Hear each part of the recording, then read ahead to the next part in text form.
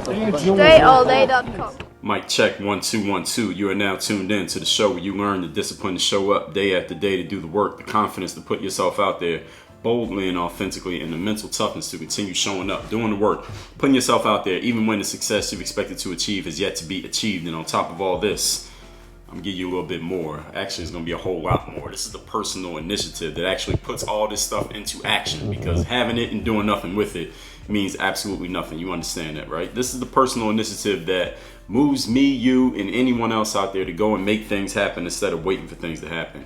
We put all these energies together, these mindsets, these methods, and we put all this together in one bundle, one package. It's in a book. There's also this show that you're listening to right now, this masterclass that I call Work on Your Game. My name is Dre Baldwin, also known as Dre All Day. Congratulate yourself on making an excellent investment in giving your time to listening to what we're going to talk about here today, yesterday, 10 days ago, 2 years ago, and every day for the foreseeable future. Today's topic is your moral obligation to be great. Your moral obligation to be great. And I'm not talking about your opportunity to be great. I'm saying that you are required to be great, and I'm going to explain to you exactly why here today. Now, we've talked about taking yourself to the great levels from different angles in this class here before. In episode 1103, if you are a gang group member, you know you have access to all of these. If you are not a gang group member, you don't have access to these, but you can change your status from being not a member to a member and actually get in for free. I'll give you 14 days free to use to listen to every episode that's ever come out, as many as you can jam pack into your available time, your discretionary time. That is at workonyourgameuniversity.com. That's Work on Your Game U. Just the letter U for university, workonyourgameu.com. You get a 14-day free trial to the gang group membership, in which you can listen to every masterclass that I reference here, because I always reference other classes that I've done when I'm speaking on certain topics on the show. So class number 1103 was the greatness equation. Number 991, greatness is greedy. So the question is, are you as greedy as the greatness that you would need to have? Episode number 800, how to know when you are in the presence of greatness. Episode 782, greatness is a decision. Episode 637, the great ones always know and address their weaknesses. Episode 555, staying in pursuit no matter how great you are. Episode 350, the key to greatness is frequency. Episode 176, I just forgot what it was. Great expectations. And there's one that I've done recently that, here it is, episode 1148, making a leap from good to great. Actually, it wasn't that recently. It seems recent, but we're talking over damn near a year ago that came out. But again, when you put as much material out as we put out here on the show, it seems like it wasn't that long ago. Times fly when you're doing great things. So anyway, today's topic, once again, is your moral obligation to be great. The definition of great, in case you didn't hear me give this definition in all those other masterclasses in which I reference greatness, is, here's the definition: of an extent, amount, or intensity considerably above the normal or the average. In marketing, the saying is, if you know your stuff is good and it will help people, then you have a moral obligation to get it in the hands of the people who need it. So let me say that one more time. The reason why I'm bringing up marketing is because, well, I'm an online marketer. That's one of the things I do. I can have several titles that I could claim depending on who I'm talking to. One of them is an online marketing. And in the marketing world, this is what I've heard a wise marketing expert say. He said, if you truly believe that your material, meaning your podcast, your books, your courses, your speech, whatever it is you're offering to the world, if you truly believe that your stuff is great and is going to help people, then you have a moral obligation to make sure you get it into people's hands. See, this right here, what that marketer was explaining, is what any good salesperson understands. That if you really believe that your products are great, then you don't have a problem becoming a little bit pushy when it comes to closing someone on buying your product or service. You don't have a problem putting your products and services out there through your social channels or your email list or however it is you reach your audience every single day, because you know your stuff is so good that people need to know about it and they need to read it, they need to buy it, they need to experience it, because you understand your moral obligation to get it into their hands because you know how great it is. A lot of people, when it comes to sales, have a challenge of, and you don't have to be a quote salesperson to have this challenge. A lot of people have the issue of, and it doesn't even have to be an actual selling where we're talking about exchanging for money, but just getting your ideas out to other people, or getting your opinions across to other people, or getting other people to just agree with your point of view.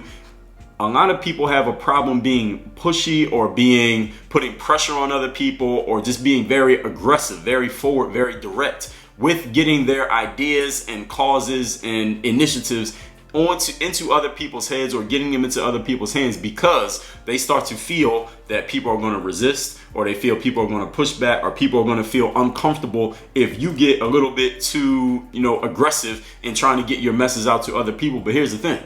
When you change your mindset, instead of saying, well, I want to get my message across to these people, but I don't want to be pushy, or I don't want them to feel like I'm pressuring them, or I don't want them to get upset because I'm pitching too much, or I'm pushing my products out too much. Instead of thinking that way, how about you think this way?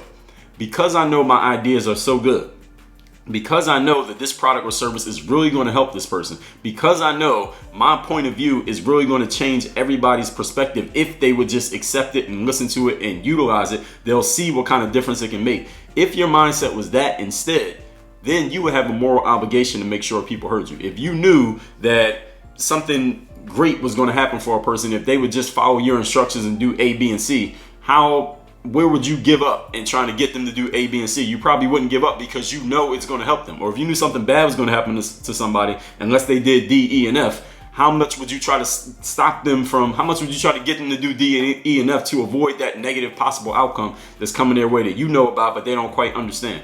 This is how you get yourself into a frame of mind of having a moral obligation for anything that you want to do. When you know, I'm not talking about you believe, or that you're even confident, or that you can reasonably expect. I'm talking about you know in your bones that something is right for a person. That means you will take a moral obligation. You will have a moral obligation to make sure that person understands it and gets whatever it is they need to get, whether it's through you or through whomever else. In today's topic, again, we're not talking about sales specifically, but we could be if you're a salesperson. The topic is your moral obligation to be great. Getting to great and subsequently sharing that greatness that is within you, that you're going to be expressing to the world. That is the job that you were given the day that you realized what your talents and gifts were. And if you happen to not have yet realized what your talents are, you don't know what your gifts are, you don't know what your purpose or your passion is here on this planet, you still have this moral obligation. You're just a little bit behind schedule because you're alive and time is going on. I'm not saying behind schedule as if you've done something wrong, but behind schedule as if you need to have a sense of urgency in figuring out what's the reason why you're here, because listen, you're on the clock. We talked about that plenty of times before. Today, what we're talking about is how to make your greatness, whatever it is, how to make it real in your life and for you, and it's about you fulfilling your moral obligation to not only become great, but to remain great. So being great one day and being average the next day isn't good enough. You're not fulfilling your moral obligation. So today we're talking about your everyday obligation of getting your greatness out there. I'm gonna give you that definition of great again. It means of an extent, amount, or intensity considerably above the normal or the average. Today, I'm explaining to you why you are morally obligated to be like this all the time. Not just when you think about it, but all the time. Point number one. Today's topic, once again, your moral obligation to be great. I believe that everyone has a talent or gift, or both, to share with the world. Everybody has one. Everybody has some reason that you're here. There's something that you are bringing to the table of life that nobody else can bring to the table the way that you bring. And there are some people out there who are tapping into their talents and gifts, and there are others who are not. I'll suggest that you see masterclasses number 631. The subject being, you are a gifted individual. You just need to recognize it. And masterclass number 359, you have a gift and a responsibility that comes with it. So see those two masterclasses if you haven't quite figured out what your gift is yet. And because of that gift, back to the point here, you are responsible for sharing it with as many people as you possibly can. Let me repeat that first point without the cutaway that I did there. The people who have tapped into their gifts and the people who haven't, we all have them. Whether you recognize it, whether you have recognized it yet or you haven't, everybody has a gift, okay? Because you have this gift, you are responsible for sharing that gift with as many people as you possibly can. Not just to show the gift off, not just so you can draw attention to yourself, but because there are people out there who need it. They need to hear your music. They need to read your book. They need to watch your video. They need to experience your coaching. They need to learn whatever it is you're teaching. They need to taste the food that you're making. Whatever it is you're doing, that you're bringing to the table, there are people out there who need it. They don't want it. It's not a nice to have. They need it. If they don't get it from you, they can't get it any other way. There are people who can't be their best selves without getting what it is you have to offer to the world. Let me say that one more time. There are people out there in this world right now who are not at the level of being their best self quite yet because there's some things that they're missing. And the things that they're missing, they can't get from themselves. They cannot manufacture or create themselves. They have to get it from the outside world, which is fine. We all get things from the outside world. I mean, you didn't design the phone or the device that you're listening to this on right now, the computer that you use. You probably didn't build the car that you drive in from scratch. You didn't build the building that you sleep in every day.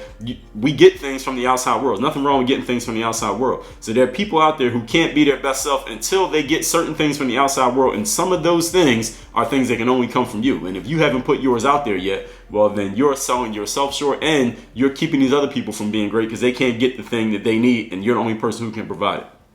Maybe it's a song for them to dance to, a book to read, a car to drive, a joke to laugh at, a meal to eat. Something you put out there is going to help other people be great.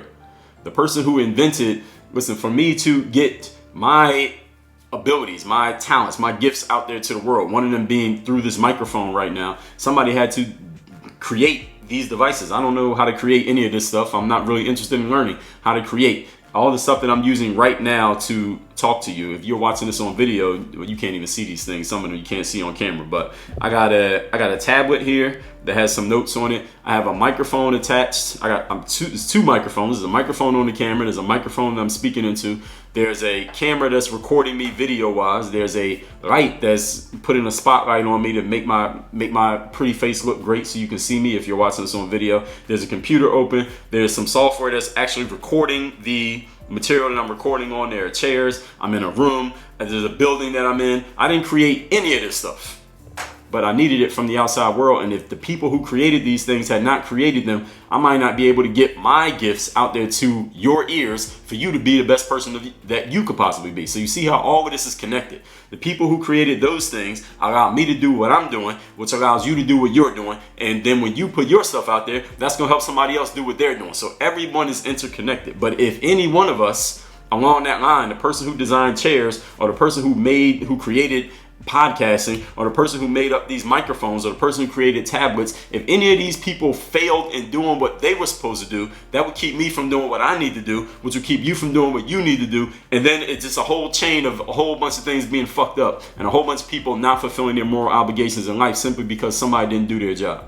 Now, the thing is, what is your job and are you doing it? Are you doing your job of getting your gifts out to the people who need your gifts and making sure that you're not the weak link in the chain of greatness? Because everybody can be great, but again, we need things from other people to be great. We got any athletes listening to this? If you're great, you probably need some good meals that you put in your body, some good food you put in your body. I doubt you own a farm and you grow every single thing that you put in your body. You're getting it from someone else in the outside world. If they hadn't fulfilled their obligation to make that great food, you couldn't fulfill your obligation of playing your sport and performing the way that you perform.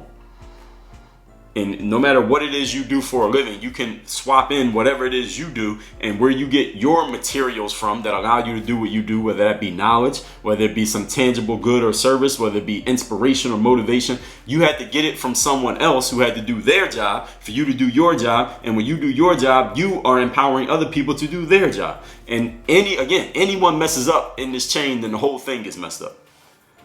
So again, the first point that I'm making here is, since everybody has a talent, you are responsible for doing your part. All right, we're all, in this way, it's kind of like everybody being on a team. With a basketball team, for example, there's a basketball player that I used to train. And I trained him actually he was in high school when I met him, then he played in college, and the last I heard from him, he was going to play overseas. And one day he was talking to me about how he felt a little bit apprehensive about his senior year of college. He was expected to be the leading scorer on the team and basically carry the team offensively, which is a big responsibility. Any of you who follows basketball knows that the person who scores the most points is usually looked at as the best player.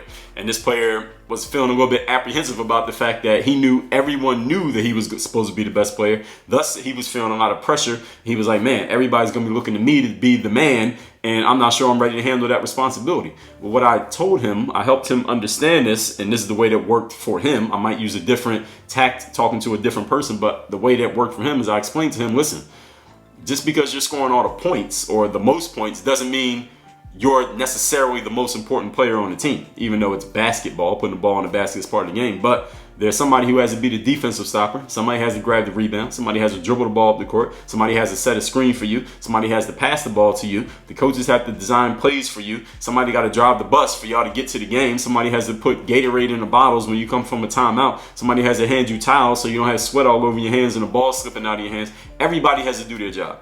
And if anybody along that chain doesn't do their job, if your rebounders don't rebound, listen, you ain't scoring any points because your team will never get the ball. If your point guard can't dribble, then you're not going to score any points because you guys won't get the ball over half court. If your screeners don't set screens, you won't get open because they're going to be all over you knowing that you're the top scorer. So everybody has to do their job. Just because you're scoring all the points doesn't mean you're the only one who has a job to do.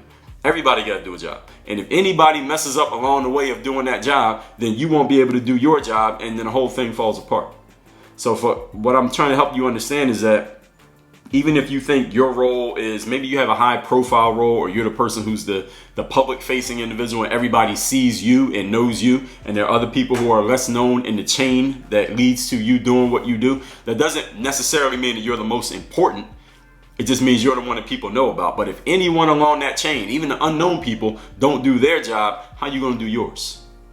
Listen, I don't know the people. I don't know the names of the individual construction workers who are working on this building being built. But the building's done, and it looks beautiful, and it feels beautiful, and I can sleep at night feeling safe and secure that the building's not going to collapse under the weight of the human beings and all the furniture and all the stuff that's inside the building. That's because they did their job. I don't know a damn thing about constructing a building. So if they hadn't done their job, there's no way I could do mine. So understand, all of us have a role to play. Point number 2. Today's topic is your moral obligation to be great. So now that you understand why you need to be great, and that you are playing a role that is not only just about you, it's not just about the people that you are delivering to, but the people who have delivered to you to prepare you to do what you do, understand this. To fulfill this moral obligation, there's a contract that you must adhere to. Yes, there's a contract, all right, meaning you got to make a commitment. And if you're not willing to make this commitment, then you are unqualified to be great. So I'm going to assume, as I continue, that you're qualified to make this commitment. You're over the age of 18. If not, then just pretend that you are. Or you're going to be a consenting adult when you agree to this contract. And you have to adhere to this contract in order to be great. This is a commitment that you have to make. You have to do this once you say that you're in. And if you don't want to be in on this, the moral obligation to be great, then you are listening to the wrong thing, and go listen to, I don't know, something else, something lesser than this. But this ain't the right place for you if you're not willing to commit. Here's the contract. I talked about this again in that masterclass I mentioned earlier, number 1148, making a leap from good to great. To be great and get the most out of yourself, you will have to push yourself harder than what is comfortable for you. I'm pausing to give you a minute to marinate on that one. Now, I talked about this in detail again in masterclass number 1148. If you have not heard that masterclass, if you not listened, not even heard it, maybe you heard it, but you didn't really listen. All right, to listen to something, especially that's coming from me, you're going to need to go through it more than once. So let me be clear on that. If you listened to it the first time that it came out and you haven't listened to it again, you need to go listen to it again, because you didn't really listen. You heard it, you didn't listen. Unless you can tell me what the points were, and you can tell me what you did differently as a result of that particular episode, you didn't listen. So 1148, again, that's making a leap from good to great. You will have to push yourself harder than what is comfortable for you. Okay? Hard work, ladies and gentlemen, is a relative term. Hard work for me might be a lot more strenuous than hard work for you, depending on the area in which we're talking. Early for me is different from early for you. You used to waking up at 7 o'clock, 6 o'clock is early. You used to waking up at 5 o'clock, 6 o'clock is late. So harder than what you're used to means harder than what you're used to. That's what it means to be great. How often in the last 24 hours did you push yourself to do more or better or more efficiently than what you're used to? And how often did you just coast by on what you're comfortable with? Now again, you don't have to tell me, but you need to be honest with yourself. To express your gifts, understand something, is not going to be a yellow brick road, meaning it's not going to be paved perfectly for you. Things are not always going to work out exactly as you want them to work out, but you still got to do what you got to do. There will be challenges. There will be times when it seems nobody cares about what you have to offer. All that talking that I did in point number 1 about all the things that you have to offer and how you're part of the chain to help everybody else be great and other people have helped you be great. There will be times when it seems like nobody gives a damn whether you do your thing or not. That's the challenge. There will be times when you need to remind yourself of this commitment that I'm telling you about right now. There will be times when you have to remind yourself of your commitment just to keep yourself sticking to the disciplines. But I want you to remember something. A lot of things I want you to remember here. Discipline and commitment are not always fun and enjoyable. Actually, they don't need to be fun and enjoyable at all. All right, there's nothing about discipline and commitment that says they need to be fun. So if you thought that, I'm letting you know right now you thought wrong. And I'll change your thoughts. Being disciplined and being committed, they do not have to be fun. They do not have to be enjoyable. It doesn't have to be a party. And this is why, because of what I just told you about discipline and commitment, this is why everyone can be great, but very few ever become great. This is why. Because most people would rather do something that is fun and enjoyable than do something that will actually help them in the long run, which often is not fun and not enjoyable. As I told you a few weeks back here on the show, when you are hard on yourself, life is easy on you. And when you are easy on yourself, life is hard on you. All right, so it's going to be hard one way or another. You can either dictate how hard life is going to be by you doing it yourself, taking initiative, personal initiative, or you can allow life to dictate the hardness for you, which usually is going to come in ways that you're not quite so comfortable with and usually that you're not expecting. Is that what you want? I don't think that's what you want. But if that's what you want, listen, who am I to judge? It's your life. Your greatness has to be earned through going through challenges. All right? Greatness is earned. It's not something that's handed to you. I talked about mental toughness in masterclass number 1386. If you have not heard that masterclass more than one time, that means you haven't heard it enough. More than once. Everything that you get from me, you got to take in more than one time. You can't go through it once and say, oh, I heard that already. Unless you could tell me what I said, which you can't. That means you haven't heard it often enough. That means you barely heard it at all, and you definitely weren't listening. Point number 3. Today's topic is your moral obligation to be great. Sharing your greatness, ladies and gentlemen, with all that I'm saying here, does not mean that you're running a charity. Or it doesn't mean you're just giving away what you're great at. In marketing, yes, of course, you got to get your stuff into people's hands, but also remember, if you have great things that you're offering, if what you're offering is truly great and truly life-changing and will truly help other people, then that means you also have a moral obligation to create a fair exchange for what you're offering in exchange for what you want back. And people who pay attention. Let me say that one more time. People who pay attention. And that's one reason why this masterclass right here, you are a member of the game group if you're listening to this part of the masterclass right now. Nobody else can hear this. The freeloaders can't hear this part of the masterclass because they weren't willing to pay and they're not really going to pay attention. I put this show out for how long? What, 3 years? 3 years. Didn't charge anybody a dime. Now, I'm sure people got value from it. I'm sure people were learning from it and people were appreciative of it. I saw all the reviews. I saw the comments. I got the emails. I got the DMs of people appreciating what I was putting out. But I wanted to find out who was really serious about taking their game to the next level. And people who are serious, they pay. And when people pay, they pay attention. When you pay for something, you pay attention to everything that's going on with it. When something's free to you, you might pay attention, but you might not. You could take it or leave it because what did it cost you? If you don't pay attention, what'd you lose? Nothing. This is just the way that it works. This is just the way that we're wired as human beings. If you want people to, if you have something that you're offering to the world that is really valuable and you put it out there for free, I guarantee people will not get as much value out of it as they could or as they would if you would charge them for it. That's just the way that it works in life. I don't care how charitable a person you are, how much you want to give to other people. If you want people to really pay attention and really get value and really get the full extent of your value, they got to pay for what you're offering them. Otherwise, they're going to miss it. Otherwise, things will go in one ear and out the other. They won't value it as much. That's just the way it works. People will not value what you're giving them if they haven't paid for it. When you fulfill your obligation to be great, you are equally obligated to be compensated properly for what you have brought to the world. Remember that life is a business. Right? Business is the exchange. So you pay to eat, right? You pay for your electricity, right? You pay for your phone. You pay for the data plan. You pay for your food. You pay for things. Life is a business. The work that you do to become great and to get your material out into the world, It's not going to be easy work. It's going to be hard work to get your material out into the world, into the hands of the right people. So it only makes sense that you be properly compensated for what you've offered and the work that you put in order to get there. If the place that you're at right now is not offering proper compensation, then you need to take your greatness elsewhere. Why? Because that's business. It's not personal, it's business.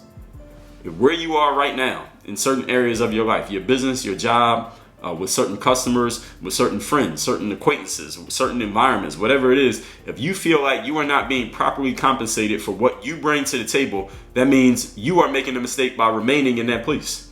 It's your moral obligation at this point that you've realized that to take your greatness elsewhere. Why? Because it's business. All right, again, it's not personal. You may love the people that you're around, but if you're not being properly compensated, you can still love them from a distance, or you can love them through text messages, or you love them on the weekends. But you got to go where you got to go to make sure your greatness is properly compensated for. You are getting proper exchange for your greatness. If you're not willing to do that, then you're not fulfilling your moral obligation to greatness, because you're not asking for in return what you're giving, which makes no sense. Now you're at a deficit. Why would you want to do that? Again, if you consider what you're doing great, you consider it to really be life-changing and really helpful to other people, it only makes sense that you demand back what you're giving. Why wouldn't you? Let's recap today's topic, which is your moral obligations to be great. The definition of great is of an extent, an amount, or intensity considerably above the normal or the average. In marketing, the saying is, if you know your stuff is great and that it will help people, you have a moral obligation to get it into the hands of the people who need it. Getting great and subsequently sharing it, that's the job you were given as soon as you realize that you had talents and gifts. Even if you haven't realized it, it's still your job. Today, we're talking about how to make that greatness real and keep it real in your life. Point number one, since everyone has a talent or gift to share with the world, and I talked about these in masterclasses number 631 and 359, because of that gift, you are responsible for sharing it with as many people as you possibly can who actually need it.